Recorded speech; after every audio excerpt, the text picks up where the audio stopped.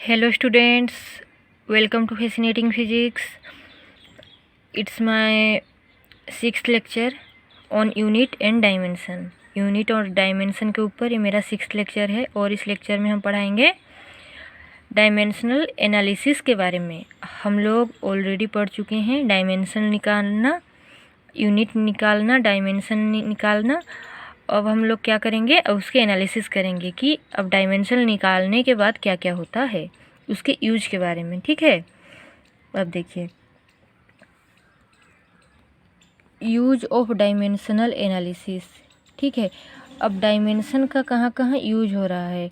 तो सबसे पहला क्या कह रहे हैं, to convert the values from one system to another. मतलब कोई भी सिस्टम के वैल्यू को कन्वर्ट करने के लिए एक सिस्टम से दूसरे सिस्टम में क्या यूज होता है, डायमेंशनल एनालिसिस का यूज होता है। मान लीजिए कोई भी क्वांटिटी है, जैसे मान लीजिए स्पीड दिया हुआ है सीजीएस सिस्टम में। सीजीएस सिस्टम में स्पीड क्या आ जाएगा, मीटर पर सेकेंड होता है एमकेएस में, इसमें हो जाएगा सेंटीमीटर पर सेकेंड।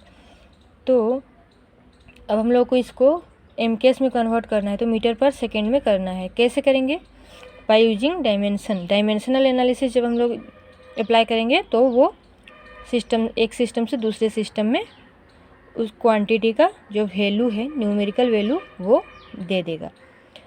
देखिए कैसे दे रहा है, यहाँ पे हम लिख रहे हैं, क्या लिख रहे हैं, to find the numerical value of a physical quantity in any system if its value is given in some other system. अगर कोई भी सिस्टम में दिया हुआ है एक फिजिकल क्वांटिटी का वैल्यू, तो दूसरे सिस्टम में निकालने के लिए हम लोग क्या यूज करते हैं, डायमेंशनल एनालिसिस। अब देखिए एग्जाम्पल क्या है, let us convert A work of 1 joule into अर्क। यहाँ पे फिजिकल क्वांटिटी क्या है, वर्क क्या है, फिजिकल क्वांटिटी। यहाँ पे वर्क का जो वैल्यू है वो दे रहा है 1 जूल। जूल एमकेएस यूनिट है या फिर सीजीएस यूनिट, जूल क्या है, एमकेएस यूनिट। अब देख लीजिएगा जितने भी फिजिकल क्वांटिटी हैं सबके MKS unit, CGS unit, okay, दोनों अलग अलग हैं। केवल टाइम का जो है दोनों सेम रहे, सेकंड इसमें भी है उसमें भी सेकंड ही है। अब देखिए वर्क ऑफ 1 जूल, यहाँ पे जूल है एमकेएस यूनिट, अर्ग है सीजीएस यूनिट, किसका, एनर्जी का भी और वर्क का भी। अब देखिए हम लोगों को एमकेएस यूनिट में 1 जूल दे रहा है, क्या, वर्क। अब हम लोग निकालेंगे सीजीएस यूनिट में 1 जूल कितना होगा। तो सबसे पहला काम आपको करना है, इधर एमकेएस यूनिट लिखना है, इधर सीजीएस यूनिट लिखना है, बीच में जो भी फिजिकल क्वांटिटी दिया हुआ है उसका डायमेंशन लिखना है। यहाँ पे वर्क दिया हुआ है तो वर्क का डायमेंशन होता है m1 L2 T-2 लिख दिए।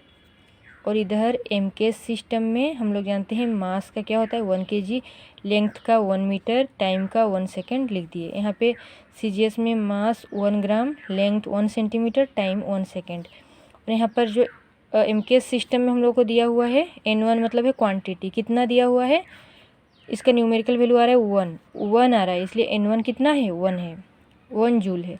लेकिन N2 हम लोगों को नहीं पता है सीजीएस सिस्टम में, जो कि हम लोग निकालेंगे। कैसे निकालेंगे, फॉर सिस्टम 1, ये सिस्टम 1, ये सिस्टम 2।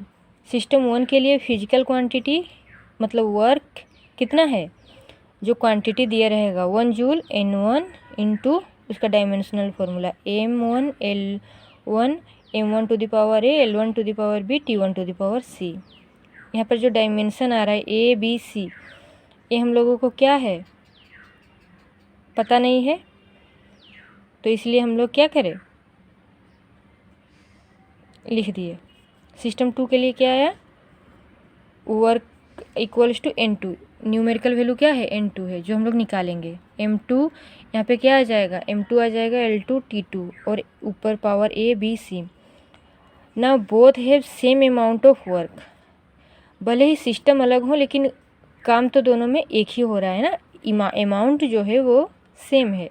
इसलिए हम लोग क्या कर दिए, ये जो फिजिकल क्वांटिटी को यहाँ पे हम लोग रिप्रेजेंट किए हैं दोनों सिस्टम में, दोनों को इक्वल कर सकते हैं, बिल्कुल कर सकते हैं, क्योंकि यहाँ पे 1 जूल वर्क हो रहा है और यहाँ पे हम लोग अर्ग में निकालेंगे, लेकिन जो काम हो रहा है वो बराबर है।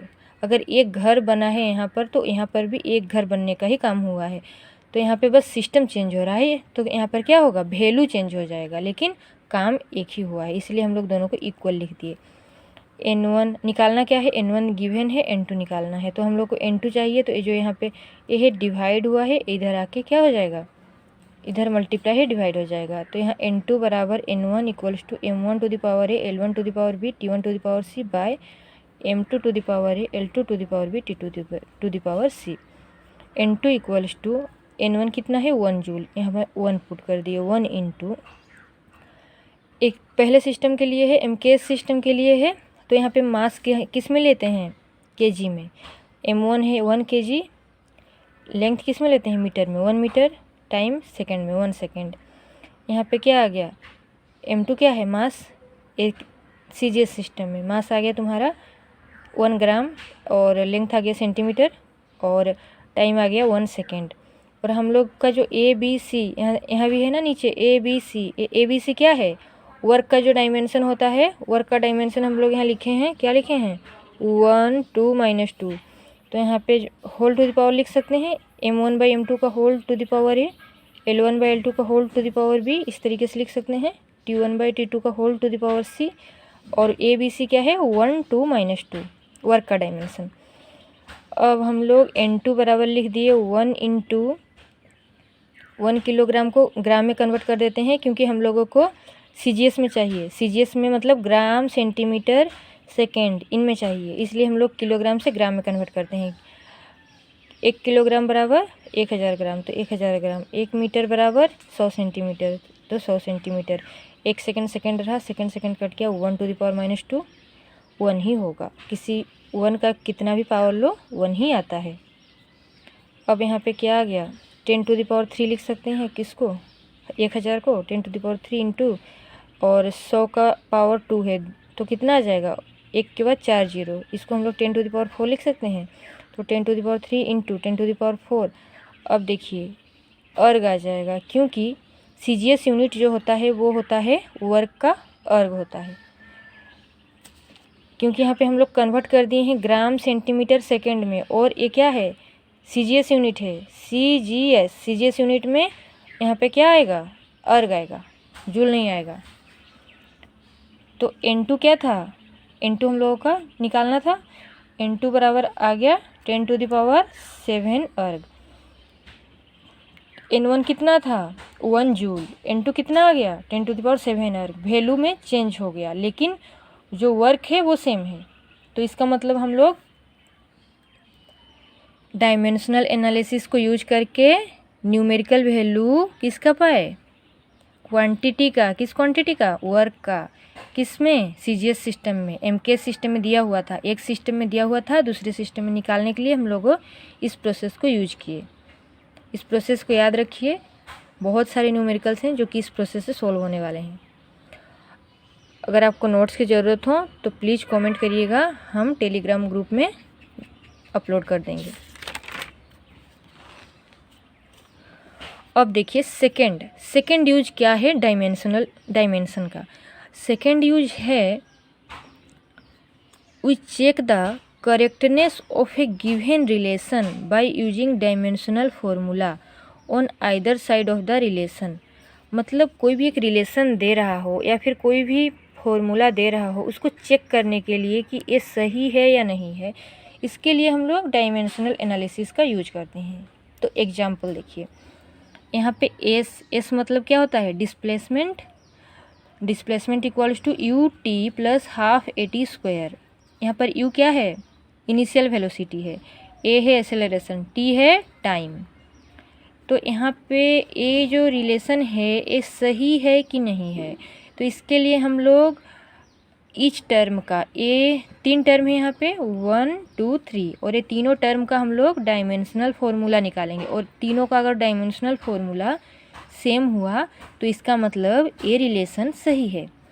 तो पहला डिस्प्लेसमेंट का निकालते हैं। डिस्प्लेसमेंट का क्या होगा, लेंथ में आएगा, डिस्प्लेसमेंट का फंडामेंटल यूनिट लेंथ आएगा, तो यहाँ पे एल आ गया, और यहाँ पे यू मतलब है हम लोग का वेलोसिटी का जो डायमेंशनल फार्मूला होता है एल टी -1, टाइम का आएगा टी, तो यहाँ पे t -1 टी कैंसिल होगा, खाली एल आ जाएगा। यहाँ पे हाफ AT²। हम पहले बताए थे कि जो भी फिजिकल क्वांटिटी के आगे वैल्यू आएगा डायमेंशनल जब एनालिसिस करेंगे इसको कंसीडर नहीं करेंगे, तो ये हाफ कंसीडर नहीं किया जाएगा। अब देखिए एसेलरेशन का डायमेंशनल फॉर्मूला क्या है, LT-2 इंटू टाइम का टी का 2। अब यहाँ पे T-2 T2 कैंसिल आउट, अब खाली बचा लेंथ, तो इसका मतलब तीनों का डायमेंशनल फॉर्मूला सेम आ गया। तो all the terms have same dimensional formula, so the relation is correct. तो रिलेशन चेक करने के लिए क्या यूज किया जाता है, डायमेंशनल फॉर्मूला। समझ में आ गया। अब देखिए तीसरा क्यों यूज करते हैं, to derive a relation between various physical quantities. एक रिलेशन निकालने के लिए किसके बीच में, एक फिजिकल क्वांटिटी का दूसरे फिजिकल क्वांटिटी के साथ रिलेशन निकालने के लिए हम लोग यूज करते हैं। तो कैसे यूज करते हैं, अब देखिए मान लीजिए कोई एक फिजिकल क्वांटिटी है फोर्स, कौन सा फोर्स, नॉर्मल फोर्स नहीं है, सेंट्रीपेटल फोर्स है। एग्जाम्पल है फोर्स कौन सा है, सेंट्रीपेटल फोर्स। सेंट्रीपेटल फोर्स होता क्या है, सबसे पहले जानिए। सेंट्रीपेटल फोर्स कब अप्लाई होता है, ये देखिए यहाँ पे एक क्या है, ये मान लीजिए एक मोटरसाइकिल है या फिर कोई भी एक बॉडी है, ठीक है, कोई भी बॉडी है जो कि सर्कुलर मोशन कर रहा है। एक सेंटर है यहाँ पे, इस सेंटर के अबाउट में ये सर्कुलर मोशन कर रहा है, कितने वेलोसिटी में, v वेलोसिटी में, रेडियस r। तो इसका अच्छा ये बताइए इस तरीके से सर्कुलर मोशन क्यों कर रहा है, इसको तो गिर जाना चाहिए, किसकी तरफ, सेंटर की तरफ। इसे यहाँ पे आके गिर जाना चाहिए, लेकिन यहाँ पे आके गिर जाना चाहिए, लेकिन ये गिर नहीं रहा है। इसका मतलब एक फोर्स है जो कि इसको यहाँ पे क्या करे रखा है, टिकाए रखा है। ओके, वो फोर्स कौन सा है, सेंट्रीपेटल फोर्स। वो सेंट्रीपेटल फोर्स है F है सेंट्रीपेटल फोर्स। और यहाँ सेंट्रीपेटल फोर्स का जो है इसके ऊपर डिपेंड कर रहा है, ये फोर्स मास के ऊपर डिपेंड कर रहा है, वेलोसिटी के ऊपर डिपेंड कर रहा है, किसके मास के ऊपर, उस बॉडी के मास के, वेलोसिटी के ऊपर डिपेंड कर रहा है, उसके वेलोसिटी, उस बॉडी के वेलोसिटी पे, और रेडियस पे डिपेंड कर रहा है, किसके रेडियस, जिस सर्कल में मोशन कर रहा है उसका रेडियस पे डिपेंड कर रहा है। लेकिन कितने पावर में डिपेंड कर रहा है ये नहीं पता है हम लोग को, और डायमेंशनल एनालिसिस से यही हम लोग फाइंड करेंगे। मान लीजिए हम लोग a ले लिए, m⁴ a पे डिपेंड कर रहा है, मान लीजिए v⁴ b पे डिपेंड कर रहा है, r⁴ c पे डिपेंड कर रहा है। तो यहाँ पे हम लोग ये तीनों पे डिपेंड कर रहा है, तो एक साथ हम लोग लिख सकते हैं डायरेक्टली प्रोपोर्शनल। मतलब कोई चीज़ जब किसी पे डिपेंड करते हो तो उसको डायरेक्टली प्रोपोर्शनल करके लिखा जाता है। This is directly proportional, f is directly proportional to m⁴ a into v⁴ b into r⁴ c।